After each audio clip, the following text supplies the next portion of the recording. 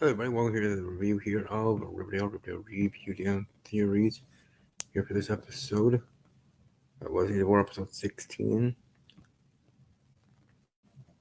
Hmm. Whoever's staying safe. WrestleMania might be canceled.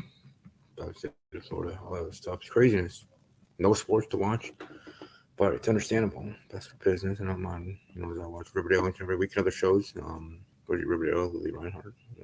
My up behind her, she ended up in either way. Talking about this episode, the truth has been set free. Jughead and Betty confronted their long-time Stonewall Prep enemies on this recent episode, and their investigational tactics let them have it. This is the point of the murder mystery where the detectives shout out, aha. But everything that came to be from the flash forward led up to this moment. So worth it to have Donna and her minions stew in panic. The series of events that took place with Stonewall Prep's little area office was better than last Betty. But last, Betty and Jughead had talked each reveal with an even better mic drop moment that made you not want to look away from the screen, especially with the fear of missing a key piece of information. All the clues and evidence collected throughout this season was ultimately brought back and connected into a seamless narrative, as it should. And if any fan had accidentally skipped over a clue or missed a chapter, this was a great catch up to bring everyone up to speed. Plus, there were flashbacks and references to previous scenes to showcase word for word what happened. Whether you're a fan of the Christy Nancy Drew or Hardy Boys, the framework felt like it had reached the climax of a murder mystery that was a mystery lover's dream, which is me, indeed.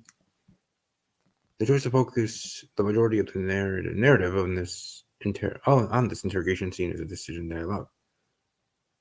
After a season and a half debating over Jughead's death, everything led to this moment. Jughead and Betty needed their moment in the sun to confront their would-be killers and put the pieces of the crime together. The weight of the scene was strong enough to stand on its own. We didn't need any of the B or C plot interrupting that was happening in Stonewall Prep. Any breaks in between, beyond commercials, would have devalued the importance of this confrontation. In this little back and forth, Jughead would, what, did you miss me? Brett, you've got to be kidding me. Mr. DuPont, Mr. Jones, we all thought you were. And then Jughead said that I was dead. Yeah, for a minute there, I thought I was too.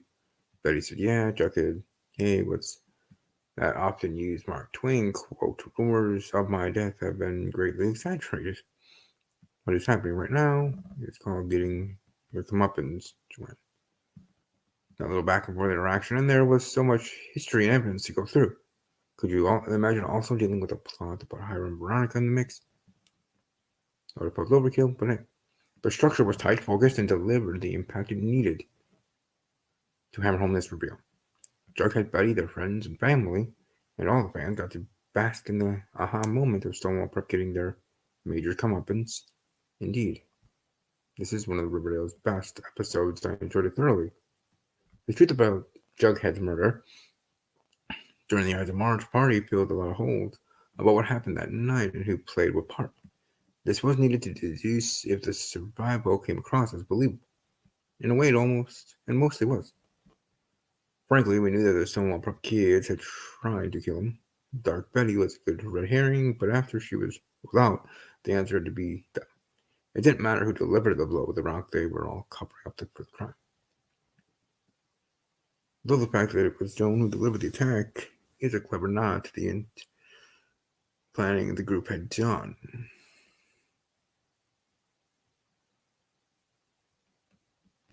She's the only one with the diplomatic immunity, so if any evidence had been discovered pertaining to her, she'd have an easy way to avoid the crime. And the part about telling Jughead and Brett had the immunity was a diversionary tactic to get Jughead to lower his guard. It's a clever plan with lots of layers. With also Jonathan failing in his part to check Jughead's pulse connected to why he mysteriously disappeared. He had one job. It's no wonder Clone Skull or manager him and wanted him gone. Mr. DuPont revealed as the spider at the center of Mr. Furry's web wasn't that shocking. He had immersed himself quickly within the group, and he did whatever he could to push Jughead and Mr. Chipping away. He always had a sense that Mr. Bob knew more than he was letting on, and he had his own dirty laundry involved the Baxter Brothers book series.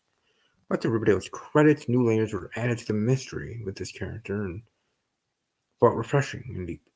For instance, the twist involving the generational book series murder scheming was jaw-dropping in its own right. The disappearance started as Stonewall Prep urban legend, a trope for Quill and Skull, the toy with Jughead's mind, but it pleasantly became this missing piece that tied together why Jughead had been murdered and why Moose randomly showed up at the new school. Everything had happened in sort of purpose for Mr. DuPont's greater plan. Let that sink in for a moment. Mr. DuPont enforced a murder payment in order to become the next Baxter Brothers writer.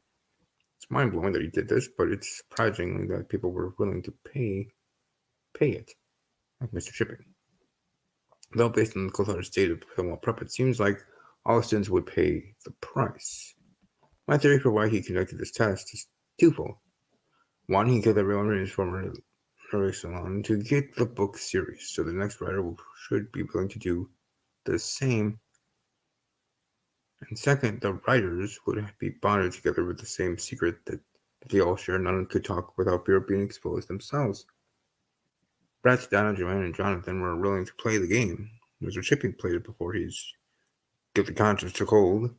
Here's the past writers did not take. It now makes sense why Mr. DuPont framed Jughead and kicked him out of the group. Jughead would have never made the payment. He was closer to tearing them down than joining their side.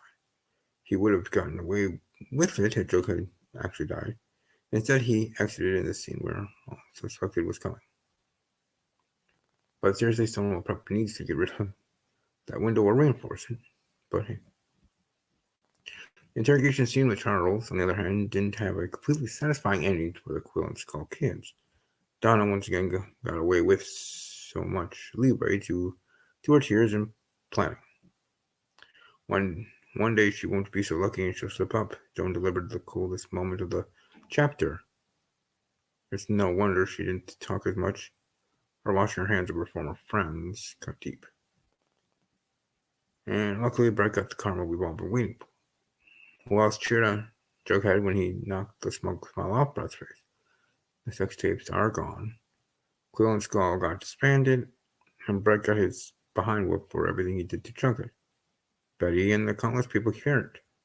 And there's no way but Brett will be able to get out of that trouble. So, there you go.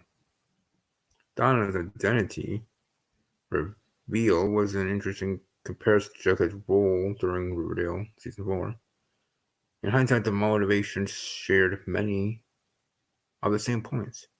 They came to Stonewall Prep to make up for their sins of the past, seek redemption for a grandparent, and achieve great success for the future. The difference here, however, is the lengths they would go to do so. Donna became the monster she sought to destroy, whereas Jughead stayed the hero. And sure, Mr. DuPont stole the Tracy True character and killed Donna's grandmother. But the purpose of going to Stonewall Prep was to ruin DuPont from the inside. Instead, Donna destroyed countless others to climb her way to the top just for the hopes of getting the writing opportunity. She became Mr. DuPont, and that's something she'll have to live with. Though she most likely doesn't care, Donna's goal came true, even though she accidentally worked tirelessly against it. All in all, great episode.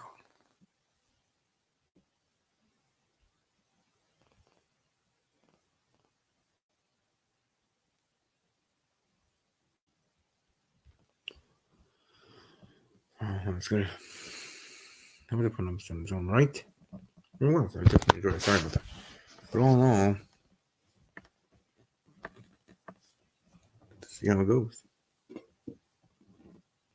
But for you, hope you all enjoyed this review. And hope all is well. Stay safe out there, virus. And with no sports, like I said, WrestleMania probably will be canceled by the state of Florida. But we'll find out here this upcoming week. But yeah.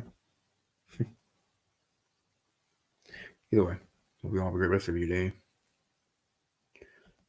Bubbles. As always, take care.